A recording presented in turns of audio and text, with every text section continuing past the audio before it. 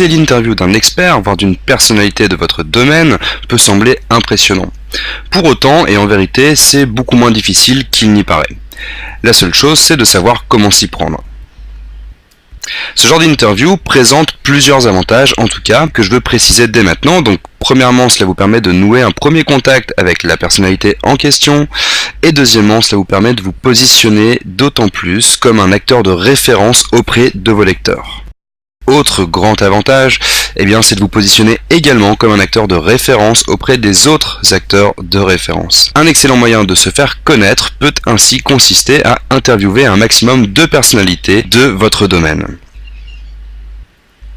Ceci étant, il faut procéder avec logique. Avant d'interviewer Nicolas Hulot par exemple, vous allez contacter une personnalité moins connue.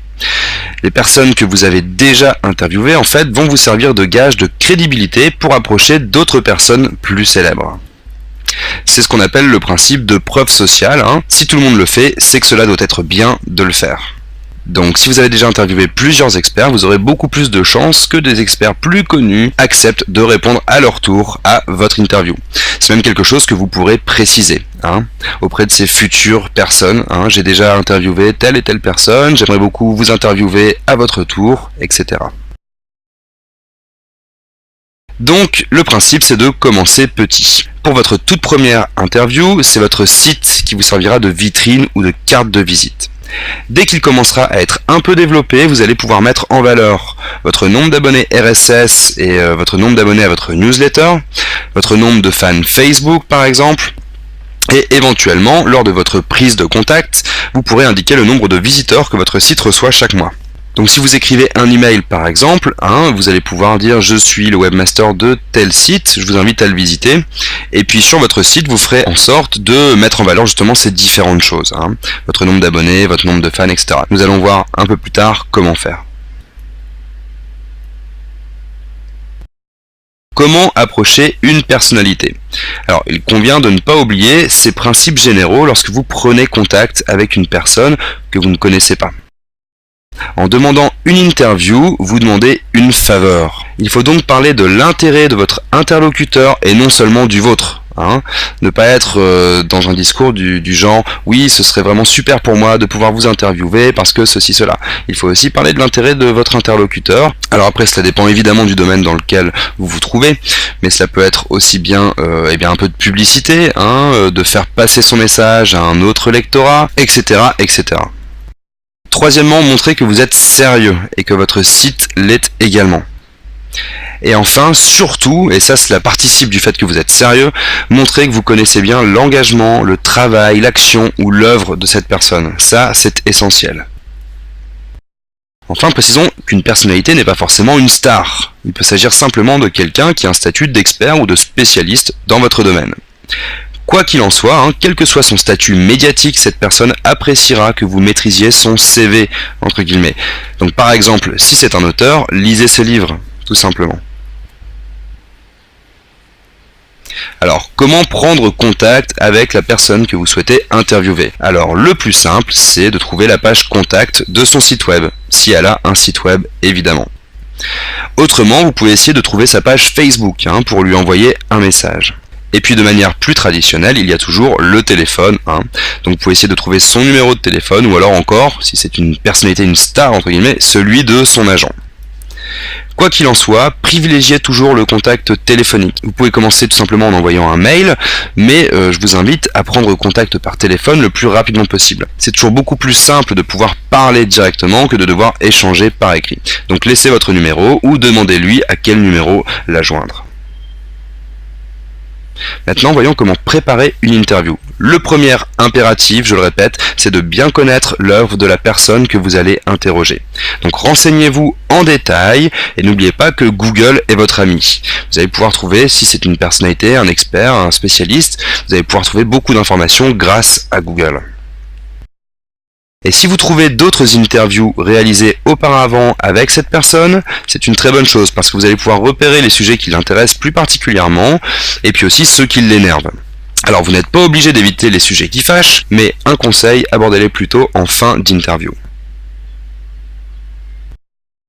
Que vous réalisiez une interview par écrit, par téléphone ou en face à face, vous devrez impérativement avoir préparé vos questions au préalable. C'est essentiel. Avant de voir comment faire pour préparer vos questions, un autre impératif que je vais préciser en passant, c'est que si votre interview se déroule à l'oral, il faut que vous l'enregistriez. Donc utilisez un dictaphone, un smartphone, un baladeur MP3, mais enregistrez l'interview. Cela vous évitera de devoir prendre des notes au fur et à mesure de l'entretien, ce qui est pratiquement impossible, à moins que vous ayez une formation de dactylo. Voilà, c'est très difficile de noter tout ce qui a été dit, et vous ne voudriez pas en plus après déformer les propos parce que vous vous en souvenez de mémoire. Donc vraiment pour toutes ces raisons, enregistrez votre interview. Maintenant, voyons comment préparer vos questions. Vous allez commencer par lister 4 ou 5 grands thèmes que vous souhaitez aborder au cours de l'entretien. Ensuite, pour chacun de ces grands thèmes, vous allez préparer 2 ou 3 questions. Et puis, enfin, n'oubliez pas de prendre de quoi noter durant l'interview. Alors, je vous ai dit d'enregistrer, bien sûr, mais là, pourquoi prendre de quoi noter? C'est parce que de cette manière, vous allez pouvoir approfondir certains sujets au cours de l'entretien, sans avoir à interrompre celui qui parle, tout simplement parce que vous pourrez les prendre en note et les poser par la suite. Autre conseil, lors de la préparation de vos questions, c'est de les faire relire par quelqu'un. Cela vous évitera les questions difficilement compréhensibles et les questions ambiguës. Dernière chose, essayez de limiter vos questions à un nombre raisonnable. Vous pourrez toujours approfondir avec d'autres questions au fur et à mesure de l'interview et en fonction de comment elle se déroule. C'est-à-dire que si vous vous rendez compte que la personne a vraiment envie de parler, que le courant passe bien entre vous, eh bien vous pourrez très bien la rallonger un petit peu. Si au départ vous étiez parti sur une interview de 45 minutes, eh bien là vous allez peut-être pouvoir faire durer l'interview 1h30, 2 heures, voire 3 heures, quand ça se passe vraiment très bien. Alors, le jour J.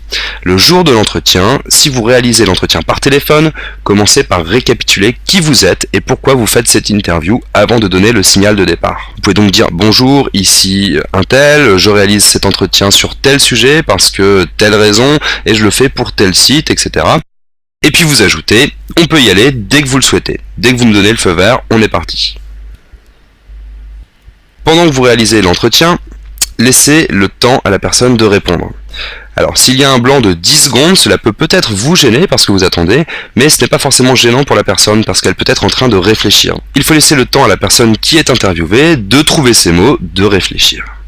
Faites aussi attention à ne pas couper la parole, des fois on ne s'en rend pas compte, donc attendez bien que la réponse soit donnée pour recommencer à parler. Et attendez aussi quelques secondes après la fin de la question pour voir si la personne n'ajoute pas quelque chose spontanément après. Sans cela, ça revient au même que couper la parole parce que vous passerez peut-être à côté d'informations intéressantes. Aussi, comme je l'ai dit juste avant, mais là je vais préciser un petit peu plus, pendant que la personne parle, vous allez pouvoir noter pour vous les sujets que vous aimeriez qu'elle approfondisse. Quand vous arrivez à la fin de votre thème de questions, on avait parlé de 4-5 grands thèmes de questions, vous allez pouvoir revenir sur ces questions que vous avez notées. On appelle ça des questions de relance, donc par exemple, tout à l'heure vous avez dit que blablabla, pouvez-vous m'en dire plus sur ce sujet? Autre type de question de relance, vous avez dit que je ne suis pas sûr d'avoir compris, puis vous reformulez. Enfin, vous parliez de, 3 petits points, qu'entendez-vous par là exactement? Lorsque vous avez posé toutes vos questions, je vous conseille de finir votre interview par une question de ce type. Voyez-vous quelque chose sur le sujet de l'entretien que je n'aurais pas abordé? Ou alors, que voudriez-vous ajouter sur le sujet que nous n'aurions pas abordé? Cela va permettre à la personne de développer éventuellement un point que vous n'auriez pas pensé à aborder. Et c'est parfois très utile et très intéressant. Pour conclure, et mis à part bien évidemment remercier la personne qui vous a accordé l'interview, je vous suggère de lui indiquer que vous lui enverrez une version finale avant publication. Pour certaines personnes, c'est important de pouvoir jeter un dernier coup d'œil à l'interview, voire d'y apporter quelques modifications et précisions. Donc un petit récapitulatif, à cœur vaillant, rien d'impossible. Les personnalités célèbres sont des communicants. Si vous les approchez, elles n'en seront ni surprises ni sur la défensive. Appliquez les principes que nous avons vus et tout devrait bien se passer. Si ça ne marche pas avec une première personne, essayez avec quelqu'un d'autre, puis encore avec 2 autres. Et si vraiment ça ne marche toujours pas, demandez-vous ce que vous faites mal et réessayez après avoir fait ce bilan.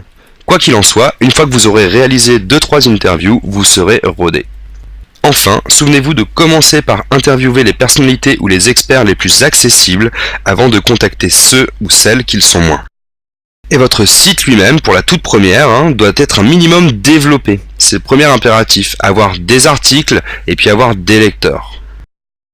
Voilà, c'est tout pour ces conseils sur comment réaliser une interview avec un expert, un spécialiste, une personnalité.